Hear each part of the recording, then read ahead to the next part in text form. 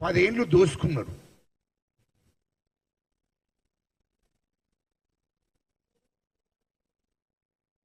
అయితే కేటీఆర్ మాట్లాడే మాటలకు ప్రజలను మభ్యపెట్టి మోసం చేద్దామని చూస్తున్నాడు. ఇంకా కూడా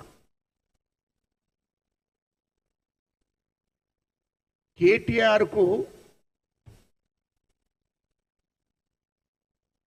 ఒక తెలంగాణ ఉద్యమకారునిగా సవాల్ విసురుతున్నాము. ఒకవేళ బహిరంగ చర్చకైనా పర్లేదు, ఉద్యమాలు తెలంగాణ ఉద్యమం చేసిన నాయకునిగా నీవు అమెరికాలో ఉండి ఏం పని చేశావు, ఎంత జీతం వచ్చింది? మీ అక్క నౌకరీ చేసేది అమెరికాలో, ఆమెకి ఎంత జీతం వచ్చింది? తర్వాత మీ అయ్య సంపాదించింది తెలంగాణ రాకముందు ఎన్ని ఆస్తులు ఉన్నాయి? అది పూర్తిగా మా దగ్గర ఉంది. దాని మీద వచ్చే నెల 15 తారీఖు నాడు చర్చలు పెట్టుకుందాం. దాంట్లో అన్ని వర్గాల నాయకులను అక్కడికి పిలిచి చర్చ పెట్టుకుందాం. రాష్ట్రంలో ఉన్నటువంటి తెలంగాణ ఉద్యమానికి సహకరించినటువంటి, తెలంగాణ రాష్ట్రం రావడానికి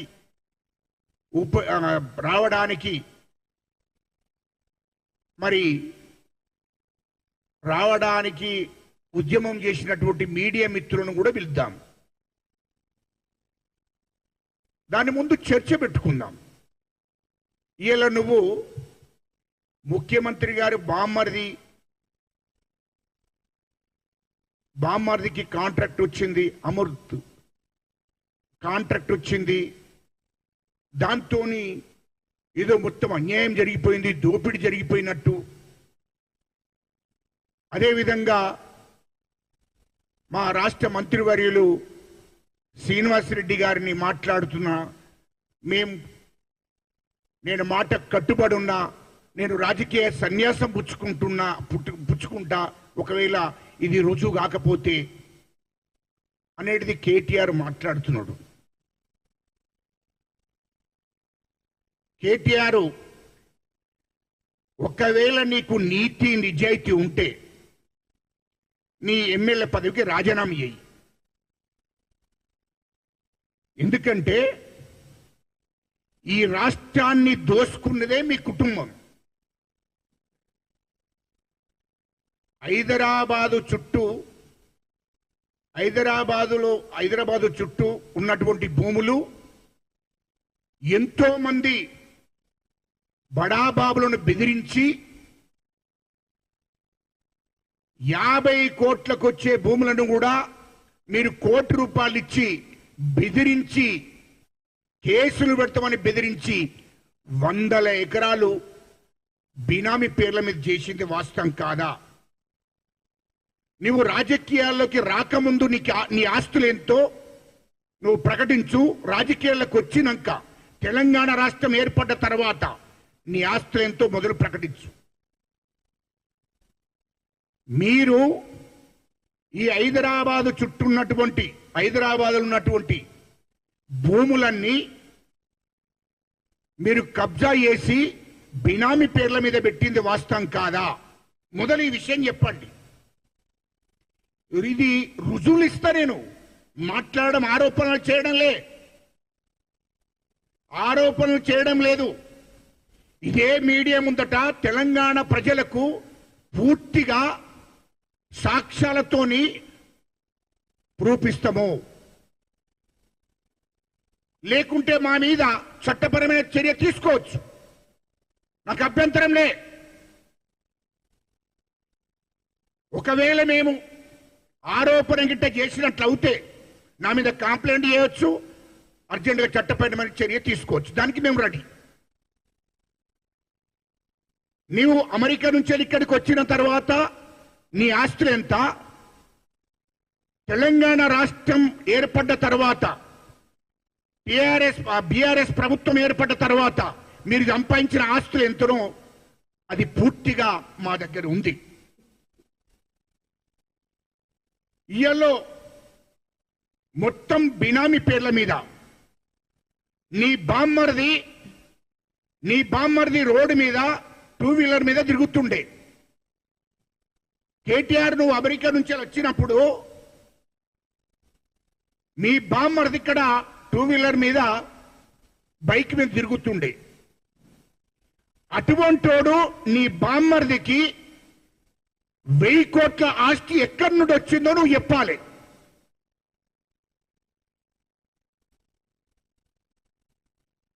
ఇయల్లో తెలంగాణలో మీ సామాజిక వర్గానికి సంబంధించిన వాళ్ళు, మీ బంధువులకు సంబంధించిన వాళ్ళు, కేసీఆర్ బంధువులు కానీ, కేటీఆర్ బంధువులు కానీ, హరీష్ రావు బంధువులు కానీ, మీ సామాజిక వర్గానికి సంబంధించిన వాళ్ళు ఒక్క 10 తరాలు తినేంత ఆస్తులు సంపాదించారు.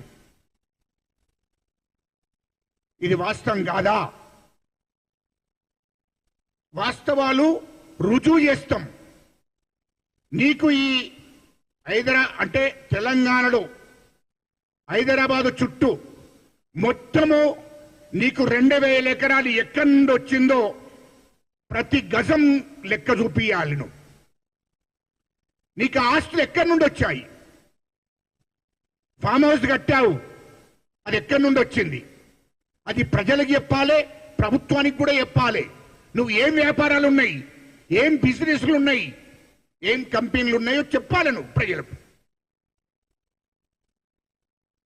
ఇవాళ నువ్వు 500 కోట్లతోని అండర్ గ్రౌండ్ లో ఇల్లు కట్టావు, ఆ డబ్బు ఎక్కడి నుండి వచ్చింది? నీ ఫామ్ హౌస్ కట్టావు, అది ఎక్కడి నుండి వచ్చింది? ఇవన్నీ కావాలి కదా. నీవు అమెరికాలో పెట్టుబడులు పెట్టావు, ఎక్కడి నుండి వచ్చాయి? లండన్లో పెట్టుబడులు పెట్టావు, ఎక్కడి నుండి వచ్చాయి? ఇది మొదలు చెప్పు. మరి హరీష్ రావుకు అంతకుముందు ఏముండే? ఇప్పుడు మరి 1500 ఎకరాలు మీ హరీష్ రావు కూడా సంపాదించాడు, బీనామీ పేర్ల మీద పెట్టాడు. ఇది వాస్తవం కాదా? ఇయల్లో కేసీఆర్ 60 ఎకరాల 70 ఎకరాల భూమి అప్పుడు ఏది ప్రభుత్వం రాకముందు, కేసీఆర్ ముఖ్యమంత్రి రాకముందు ఇయల్లో 600 ఎకరాలు అయింది. ఎక్కడి నుండి వచ్చింది? ఇది మాకు చెప్పాలి, ప్రజలకు చెప్పాలి, మాకు కాదు. ప్రజలకు నువ్వు చెప్పు. ఇవన్నీ తెలంగాణ ప్రజలను మభ్యపెట్టడం కోసం మళ్ళా కొత్త ఎత్తుగడ్డలేస్తున్నాడు కేటీఆర్. ఇయల్లో నీవు మంత్రిగా ఉండి అన్ని శాఖల వాళ్ళను బెదిరించి, సినిమా ఇండస్ట్రీ వాళ్ళను బెదిరించి, కాంట్రాక్టులను బెదిరించి, జ్యువెల్ షాపుల యజమానులను బెదిరించి ఎన్ని 100 కోట్లు వసూలు చేసినామో మాకు తెలియదు కాదు, అన్ని ప్రూఫ్స్ ఉన్నాయి. ఇయలో మీ నాన్న ముఖ్యమంత్రిగా ఉండి మీ నాన్న ఎన్ని సంపాదించిండో అన్ని ప్రూఫ్స్ ఉన్నాయి. మేము ఒకటి అడుగుతున్నాం, కాళేశ్వరం ప్రాజెక్టు మీద విచారణ జరుగుతుంది. మరి దాంట్లో మీరు దోసుకున్నది ఎంత, మీరు దోసింది ఎంత, అది మొత్తం విచారణలో తేల్తుంది. అదేవిధంగా సాగరు ఈ తెలంగాణలో ఎన్ని ప్రాజెక్టులు కట్టారో అన్ని ప్రాజెక్టుల మీద విచారణ జరుగుతున్నది. మీరు 1000 కోట్లు దోసుకున్నారు. అదేవిధంగా హైదరాబాద్ చుట్టూ 30,000 ఎకరాల భూమి ఇప్పటికీ రికార్డు లేకుండా పోయింది. బినామీ పేర్ల మీద అది అమ్మేశారు, బినామీ పేర్ల మీద దాంట్లో చేసుకున్నారు, అమ్మేశారు. ఆ భూమి యజమానులకు కూడా మీరు 50% మీకు, 50% భూమి యజమానికి, ఆ విధంగా మీరు బెదిరించి భూములన్నీ లేకుండా చేసింది వాస్తవం కాదా? ఒరిజినల్ పట్టాదారుల దగ్గర కూడా బెదిరించి 22 ఏళ్ళ వేస్తాం, ఇది ప్రభుత్వ భూమి అని చెప్తామని చెప్పి బ్లాక్మెయిల్ చేసి బెదిరించి మీరు భూములను కబ్జా చేసింది వాస్తవం కాదా? ఇవన్నీ వాస్తవాలు తెలంగాణ ప్రజలు గమనిస్తున్నారు. రెండవది, ఇది జాతీయ ఉపాధి పథకం కింద కేంద్ర ప్రభుత్వము వేల కోట్ల నిధులు ఇచ్చారు. కేంద్ర ప్రభుత్వం వేల కోట్ల నిధులిస్తే మీరు ఆ నిధులను పక్కదారి పట్టించింది వాస్తవం కాదా? కేంద్రం దగ్గర ఆ రికార్డు కూడా ఉంది, కేంద్ర ప్రభుత్వం దగ్గర కూడా ఆ రికార్డు కూడా ఉంది. అదేవిధంగా రేషన్ షాపులు, ఇది సివిల్ సప్లైలో వేల కోట్ల కుంభకోణం జరిగింది. దాని మీద కూడా విచారణ జరుగుతుంది.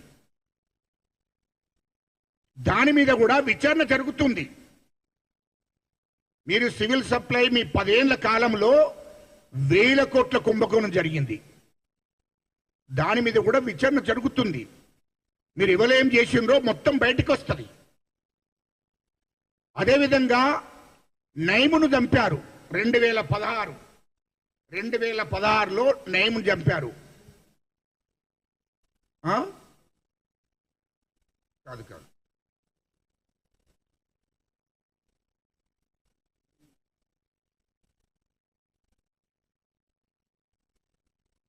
2018. అయితే నైమును చంపినప్పుడు నైము దగ్గర ఉన్నటువంటి వాస్తవాలు ఎన్ని వేల కోట్లు ఆయన దగ్గర ఉంటే ఆ వేల కోట్ల లెక్క ఇప్పటికి కూడా మీరు చెప్పలేదు. ఎందుకు? మీ అయ్య ముఖ్యమంత్రిగా ఉన్నాడు, నువ్వు మంత్రిగా ఉన్నావు, నీ బావ మంత్రిగా ఉన్నాడు, ఎందుకు ప్రజలకు వివరించలేదు అని అడుగుతున్నా నేను. 2000 కోట్లు నగదు, 500 కిలోల బంగారం ఏమైందో అది ప్రజలకు చెప్పండి. 2000 కోట్లు నగదు, ఆ డబ్బు ఏం చేశారో ఇప్పటి వరకు మీరు ప్రభుత్వానికి లెక్క చెప్పలేదు, ప్రజలకు లెక్క చెప్పలేదు, ప్రభుత్వ ఖజానాలో పడలే. ఒకవేళ ప్రభుత్వ ఖజానాలో వేస్తే మీరు మీడియాకి చెప్పాలి కదా, మరి ప్రజలకు చెప్పాలి కదా మీడియా ద్వారా, ఎందుకు చెప్పలేదు? తర్వాత నైమ్ ఆస్తులు ఈ రాష్ట్రంలో దాదాపు 2360 ఎకరాల భూమి, అది ఏమైంది? అది ప్రజలకి ఎందుకు చెప్పలేదని అడుగుతున్నాం. నైమును చంపారు, ఓకే. నైమును చంపిన తర్వాత నైము ఆస్తులన్నీ ఏం జరిగాయి, ఏం చేశారు? ఆయన దగ్గర దొరికినటువంటి బంగారం ఏమైంది? 2000 కోట్ల రూపాయలు ఏమైనాయి? మరి 2360 ఎకరాల భూమి ఏమైంది? అది ప్రభుత్వానికి, ప్రభుత్వ ఖజానాలో ఎంతేశారు, ప్రభుత్వానికి ఎన్ని వేల ఎకరాలు అప్పయిప్పారు, మీరు ఎన్ని వేల ఎకరాలు మీ బీనాన్ పేర్ల మీద చేసుకున్నారో అది పూర్తిగా ఇప్పుడు ప్రభుత్వానికి లెక్క చూపించవలసిన అవసరం ఉంది.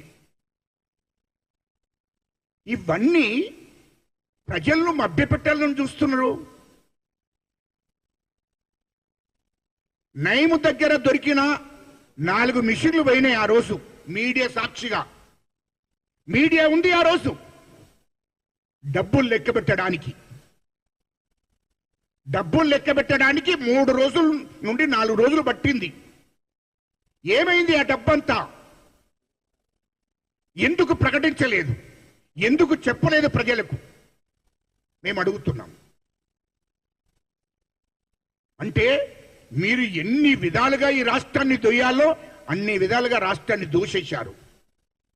మీకు నీతి నిజాయితీ ఉంటే వీటి మీద జవాబు చెప్పండి. మిమ్మల్ని ఎట్లా ఈ రాష్ట్రం నుంచి తరిమేయడం ఖాయం. ఎందుకంటే 3 లక్షల కోట్ల ఆస్తులు దోశారు మీరు ఈ రాష్ట్రానికి. ఈ రాష్ట్ర సంపద, ప్రజల శ్రమ, ప్రజల రక్తాన్ని దోశారు. ఇయ్యలో నయము దోషింది కూడా ప్రజల సొమ్మే కదా, అది ప్రజల రక్తం పొట్టే కదా. దాన్ని నయము దగ్గర ఉన్న ప్రజలను దోపిడీ చేసి ప్రజల మీద దాడులు చేసి మరి వ్యాపారుల మీద పెట్టుబడిదారుల మీద పేదల మీద అందరి మీద దాడులు చేసి సంపాదించిన ఆస్తిని తిరిగి ప్రజలకు ఎందుకు వంచలేదు మీరు? ఆ భూములు కూడా ప్రజలై,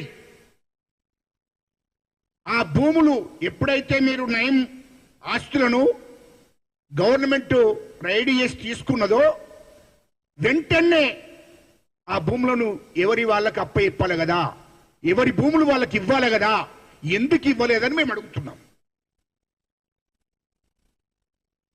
అంటే ఈ విధంగా రాష్ట్రాన్ని మీరిష్టం వచ్చినట్టు పరిపాలన చేసి రాష్ట్ర ప్రజలను దోపిడీ చేసినటువంటి మీ కుటుంబం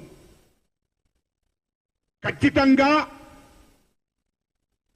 మాజీ ముఖ్యమంత్రి కేసీఆర్, కేటీఆర్, హరీష్ రావు ఈ ఎట్లా అక్కనైతే జైలుకు పోయొచ్చింది, మళ్ళా జైలుకు పోవడానికి రెడీ, ఖచ్చితంగా మళ్ళీ ఆమె జైలుకు పోతుంది.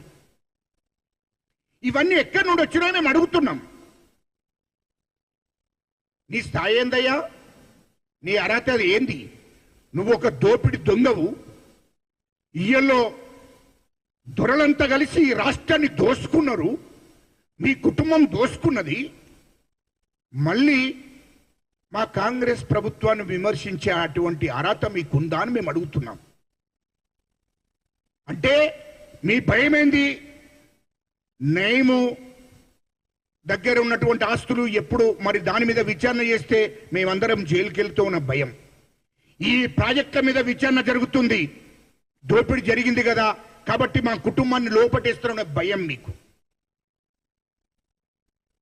ఇయల్లో మొత్తం అన్ని శాఖలలో మీరు ఏనటువంటి స్కాములు ఉన్నాయా? విద్యుత్ 80,000 కోట్లు, విద్యుత్ కొనుగోలులో 80,000 కోట్లు, మీరు పెట్టింది పెట్టుబడి 35,000 కోట్లు, 40,000 కోట్లు దోపిడీ జరిగింది.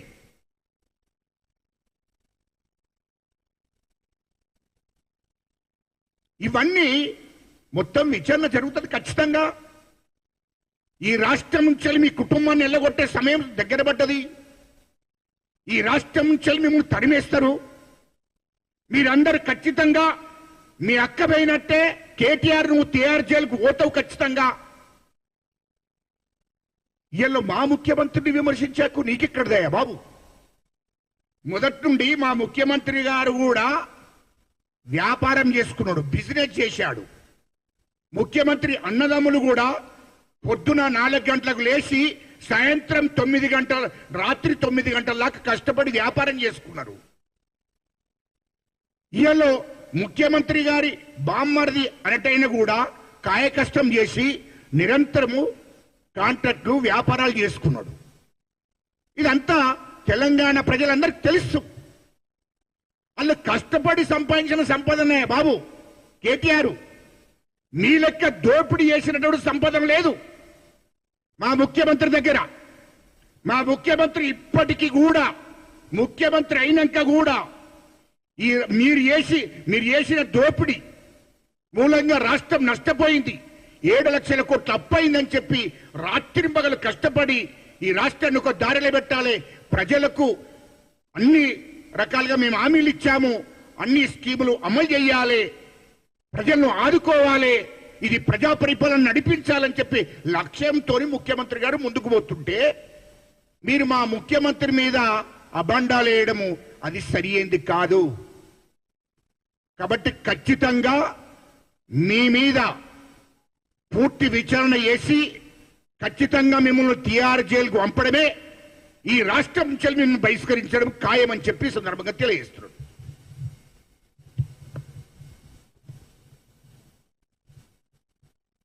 మీడియా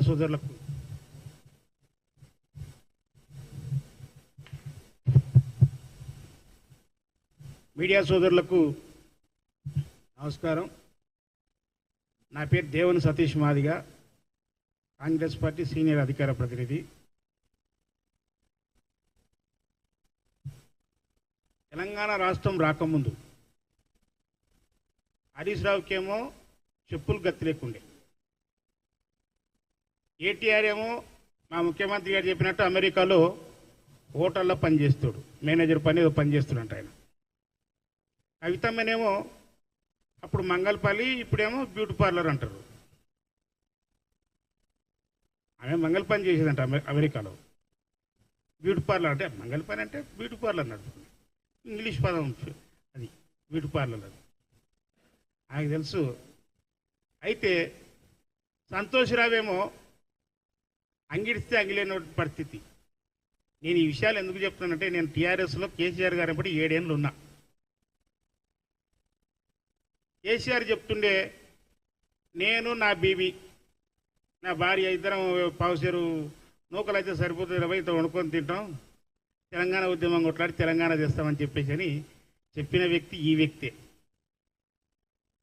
నేను ఒక దళిత బిడ్డగా కాంగ్రెస్ వ్యక్తిగా అడుగుతున్నా, 10 సంవత్సరాల క్రితం మీ ఆస్తులు ఏందో దయచేసి శ్వేతపత్రం రిలీజ్ చేయండి. 10 సంవత్సరాల క్రితం తెలంగాణ ఉద్యమం చేయకముందు మీ ఆస్తులు ఎంత? 10 సంవత్సరాల్లో మీరు ప్రభుత్వాన్ని నడిపిన తర్వాత మీ ఆస్తులు ఎంత? అచ్చొచ్చిన ఆంబోతుల్లాగా తయారయ్యి తెలంగాణ రాష్ట్రాన్ని 10 సంవత్సరాలు పరిపాలించే ముందు మీ చేతికి తెలంగాణ రాష్ట్రం వచ్చినప్పుడు 16,000 కోట్ల రూపాయల మిగులు బడ్జెట్తోన ఆంధ్రప్రదేశ్ నుంచి మనం పక్కకు విడిపోయాం. 16,000 కోట్ల మిగులు బడ్జెట్. కానీ మీ చేతులకు వచ్చిన పాపానికి తెలంగాణలో 7.5 లక్షల కోట్ల రూపాయల అప్పు. మిగులు డబ్బులతోన రాష్ట్రాన్ని చేతికి వస్తే మీ చేతి నుంచి కాంగ్రెస్ చేతికి మీ తెలంగాణ వచ్చేవరకల్లా, మళ్ళీ తెలంగాణ ప్రభుత్వం వచ్చేవరకల్లా 7.5 లక్షల కోట్లు. అది లెక్కలతో సహా అసెంబ్లీలో ప్రభుత్వ అధికారాల ప్రకారం ప్రకటించడం జరిగింది. ఈ విషయాన్ని హరీష్ రావు మొన్న ఇన్ని రోజులు 10 సంవత్సరాలు ఎన్నడూ కూడా మాట్లాడలే. మొన్న హరీష్ రావు మాట్లాడుతూ 4.5 లక్షల కోట్ల రూపాయలు అయితే అప్పు చేసినామని అన్నాడు ఆయన. అంటే అప్పు చేసిరు కదా 4.5 లక్షల కోట్లు ఆయన లెక్కల ప్రకారం. కానీ ప్రభుత్వ లెక్కల ప్రకారము 7.5 లక్షల కోట్ల రూపాయలు అని చెప్పేసి అని స్పష్టంగా తేలిపోయింది. వీళ్ళు ఆంబోతులు లేక ఇద్దరు బిల్లారంగం లేక లంబు జంబుగాడు. ఓడు లంబు ఓడు జంబు. లంబుగానికైతే లంబు అంటే చచ్చిపోతుండు, నన్ను లంబు అంటారు, నన్ను పొడుగున్నా అంటారు. అవునండి, దేవుడు ఇచ్చినట్టు పొడుగున్నా అని చెప్తున్నావు. రే నీవు పొడుగునే ఉండవు, కానీ నీ బుద్ధి మాత్రం మోకాల్లో ఉంది. నీ పొడుగునే ఉండవు కాదంటలేము, కానీ నీ బుద్ధి మాత్రం మోకాల్లో ఉంది. హరీష్ రావు తాటి చెత్త అంతా వెరిగినవు, బుద్ధి మాత్రం మోకాల్లోనే ఉంది. ఎందుకో ఈ మాట చెప్తున్నా తెలుసా? మా ముఖ్యమంత్రిని పట్టుకొని సన్నాసి అని అంటావా? సన్నాసి అని అంటావా? నీవు విధవ సన్యాసివి. ఎంత విధవ సన్యాసివి అంటే, సిల్పర్స్ లేకుండా కేసీఆర్ ఎప్పటి పిఏ డ్యూటీ చేసిన నీకు ఫామ్ హౌస్లు ఎక్కడి నుంచి వచ్చినవి? లక్షల రూపాయలు విలువ చేసే బండ్లు ఎక్కడి నుంచి వచ్చినాయి? ఇండ్లు ఎక్కడి నుంచి వచ్చినాయి? చెప్పాలి కదా. మళ్ళా అదంతా తెలంగాణ ప్రజల సొమ్మే కదా. విధవ సన్యాసి, మీ చేతికి 16,000 కోట్ల రూపాయల మిగులు బడ్జెట్తో తెలంగాణ వస్తే 7.5 లక్షల కోట్ల రూపాయలు అప్పు ఎవడు చేసినరా? ఓ విధవ సన్యాసి హరీష్ రావు. 2 లక్షల ఉద్యోగాలు భర్తీ చేస్తామని అసెంబ్లీ సాక్షిగా చెప్పిన ఓ విధవ సన్యాసి, 35,000 ఉద్యోగాలు ఇచ్చినామని గంట చక్రపాణి చెప్పే కదరా విధవ సన్యాసి. దళితులకు ముఖ్యమంత్రిని చేస్తానని చెప్పిన ఓ విధవ సన్యాసి, ఈ తలకాయ ఎక్కడ పెట్టుకున్నవరా? ముఖ్యమంత్రి అయ్యిండా దళితుడు? దళితులకు 3 ఎకరాల భూమి ఇస్తారన్న కదరా విధవ సన్యాసి. మీరు చేసిన కుటుంబ సర్వేలో 3 లక్షల కుటుంబాలకు భూమి లేదని మీరే తేల్చిండ్రు. కానీ మీరు ఇచ్చింది 500 మందికి 1,500 ఎకరాల భూమిని ఇచ్చారు. అంతేగా 15,000 ఎకరాల భూమి ఇచ్చిన విధవ సన్యాసి. నిరుద్యోగ వృత్తి ఇస్తానని చెప్పిండ్రా విధవ సన్యాసి. మీరు ఉద్యోగాలు ఇవ్వలే, నిరుద్యోగులకు వృత్తి ఇస్తానని చెప్పి అసలు ఇచ్చిండ్రా మీరు 10 ఏళ్ల కాలంలో? మీ మోకాలు మండ ఊరవందులు పలిచినట్టు పలిచిండ్రు, తెలంగాణ మొత్తం నిన్నరు. ఈరోజు అంతేందుకు ఉద్యోగస్తులకు నెల ఎప్పుడైనా జీతాలు వేసిండ్రా మీరు వాళ్ళ అకౌంట్లో?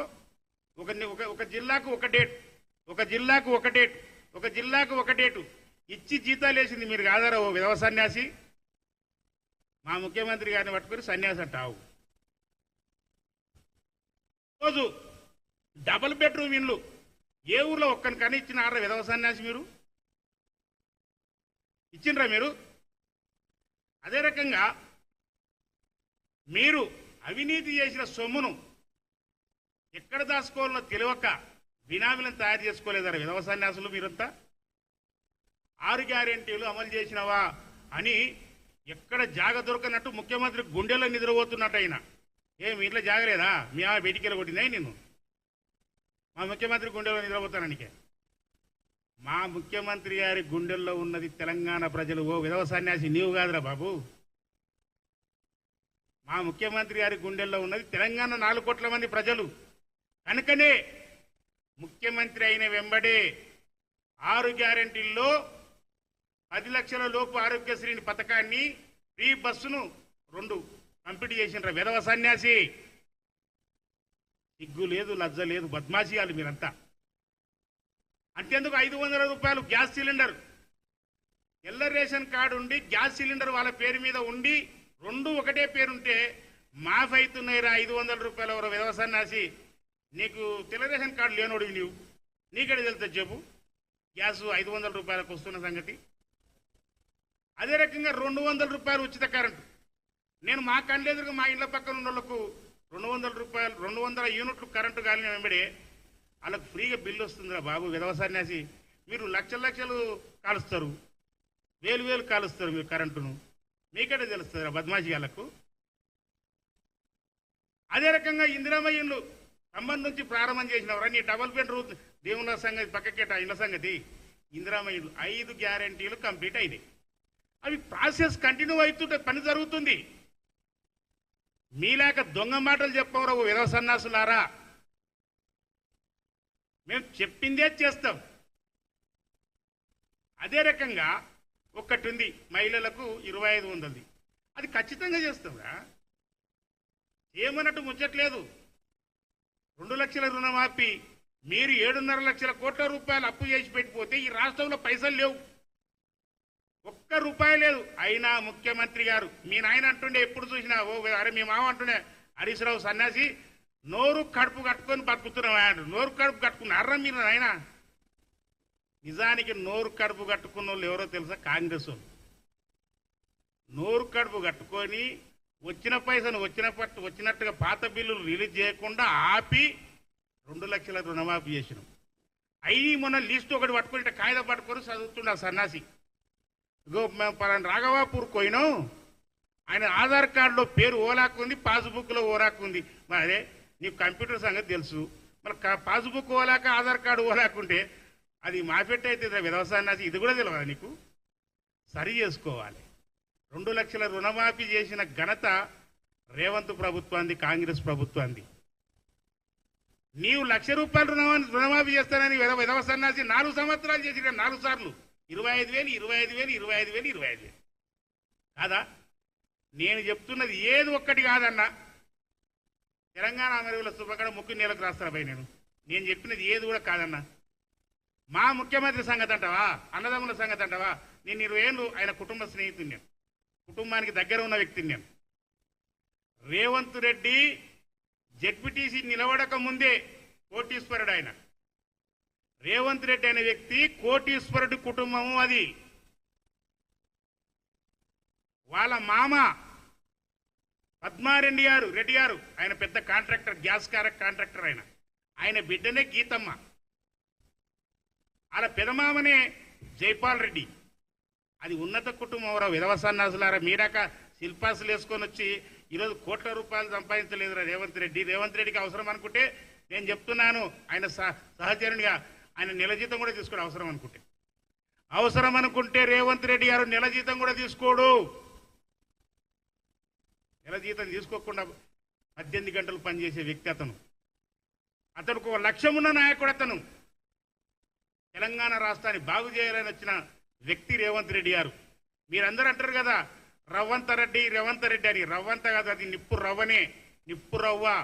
ఆ నిప్పు రవ్వ దెబ్బకు టీఆర్ఎస్ కాలిపోతుంది, అసలు నామరూపాలు లేకుండా పోతుంది. ఎవరో విధస్థానసులారా వచ్చొచ్చిన ఆంబొత్తులు లేక ఒకడు తప్పితే ఒకడు ప్రెస్ మీట్, రోజు ప్రెస్ మీట్లే. ఏదో 10 సంవత్సరాలు మేము మొత్తం ఉద్ధరించినాం అన్నట్టుగా రోజు ప్రెస్ మీట్ పెట్టి మాట్లాడుతున్నారు. మీరు గాన ఈ చేష్టలు గాన మానుకోకపోతే హరీష్ రావు ఇంటి మీద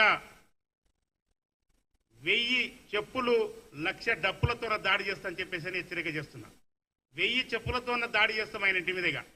ఆయన నోరు ఊగే వారేసుకుంటే మాత్రం ఊరుకునే ముచ్చట్లేదు. రేవంత్ రెడ్డి గారిని వ్యక్తిగతంగా కానీ అతన్నే కానీ ప్రభుత్వాన్ని కానీ దూషిస్తే, ఎందుకంటే కరెక్ట్గా పనిచేస్తున్నాడు, ఈ ప్రాంత ప్రజల్ని బాగు చేస్తాడు. ఖచ్చితంగా ఇచ్చిన ప్రతి హామీ కూడా 5 సంవత్సరాల కాలంలో మాఫీ చేస్తాం, సమస్య లేదు. అన్ని చేస్తాం, అన్ని సమకూరుస్తాం.